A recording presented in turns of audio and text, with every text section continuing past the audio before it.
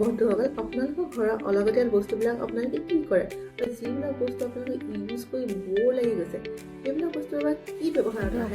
ইয়াৰ লোকসকলে নিজৰ জীৱনশৈলী আগবঢ়াই লৈ যোৱাৰ লগতে তেওঁলোকে কিছুমান নিয়ম ফ'ল' কৰে, আৰু সেই কিছুমান নিয়ম মোৰো ভাল লাগে, আৰু যিবিলাক মই আপোনালোকৰ লগত আগতে শ্বেয়াৰ কৰি থৈছোঁ। আজি পুনৰ এটা নতুন অভিজ্ঞতা আপোনালোকৰ মাজলৈ লৈ আহিছোঁ। এইটো আৰু ইণ্টাৰেষ্টিং, শুনক আহক।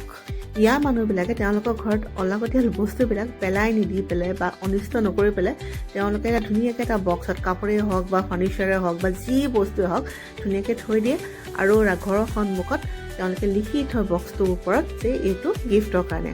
আৰু সেই ঘৰৰ সন্মুখতে যোনজন মানুহ যায় বা যিজন ব্যক্তিয়ে যায়, তেওঁৰ যদি তাৰ ভিতৰত কিবা বস্তু প্ৰয়োজনীয় বস্তু থাকে তেওঁলোকে লৈ যাব পাৰে। সেইটো কাৰণে কোনো পইচা দিয়া দৰকাৰ নাই, কিয়কি আপোনাৰ অপ্ৰয়োজনীয় বস্তু বেলেগৰ প্ৰয়োজনীয় বস্তু হ'ব পাৰে। এই নিয়মটো পিছে মোৰ কিছু ভাল লাগিলে। আপোনালোকৰ পিছে কেনেকুৱা লাগিলে জনাবচোন।